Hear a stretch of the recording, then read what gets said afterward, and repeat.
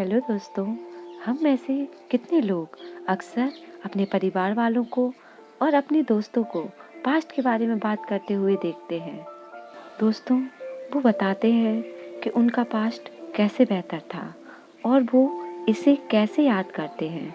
क्योंकि दोस्तों, जब हम अपने पास्ट को याद करते हैं तो हम इसमें सुरक्षित महसूस करते हैं, हम इसमें खुशी महसूस करते हैं।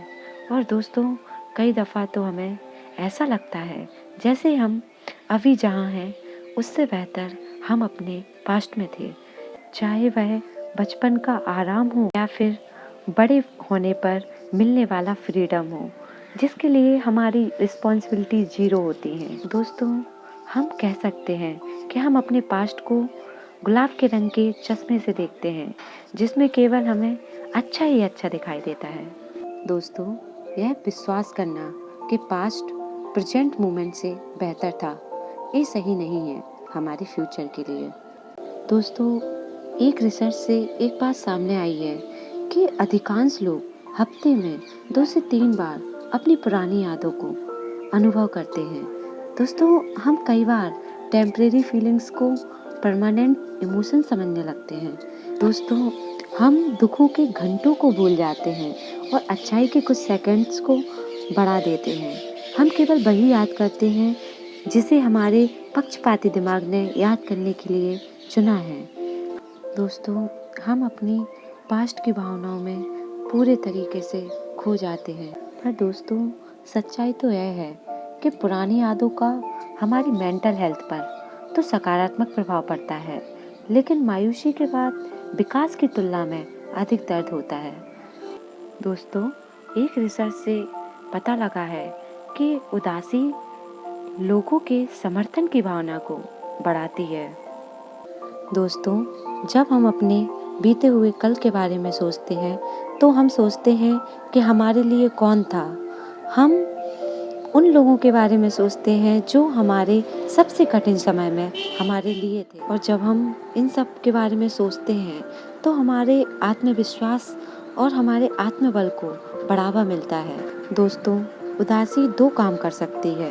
पहली ये कि यह हमें वापस ले जा सकती है, हमें वापस खींच सकती है और हमें विश्वास दिला सकती है कि पास्ट बेहतर था। और दूसरी ये कि पुरानी यादें हमें यह विश्वास करने के लिए प्रेरित कर सकती हैं कि चीज़ें बहुत अच्छी थी, लेकिन वे अब बेहतर हो सकती हैं। दोस्तों, हमारा पास्ट हमारे आने वाले कल के लिए एक लॉन्च पैड की तरह हो सकता है। जो पहले हमने अनुभव किया है, वे अनुभव हमारे जीवन को बदलने के लिए मददगार साबित हो सकते हैं। वो हमारे जीवन की नींव बन सकते हैं। दोस्तों, बेशक हम अपनी पिछली यादों को एंजॉय करते हैं, जैसे हम पुरानी पिक्चर्स और पुरानी किताबों को पसंद करते हैं, उनको देखते हैं, उनका आनंद उठाते हैं, पर उसमें ज़्यादा टाइम तक डूबे नहीं रहते। दोस्तों, हमारे लिए सबसे बड़ा चैलेंज तो यह है कि जब हम गुजरे हुए खास पलों में खो जाते हैं और हमें एहसास होता है कि यह संपूर्ण है, और फिर दोस्तों हमें महसूस होने लगता है कि यह कितना छोटा पल था, और फिर हम उसे रिक्रिएट करने के लिए सोचने लगते हैं। लेकिन दोस्तों, सच्चाई तो यह है कि हमें इसको रिक्रिएट करने की ज़रूरत ही नहीं है। We can create new memory, we can create new moment. हम फिर से नई यादें बना सकते हैं, हम नए अनुभव फिर से कर सकते हैं, जिसमें हमारे जीने के लिए और भी खूबसूरत पल हों। दोस्तों, मैं बस आपसे इतना कहूँगी कि हम पास्ट को अप्रिशिएट कर सकते हैं, लेकिन हमें अपना ध्यान प्रेजेंट पर लाना चाहिए।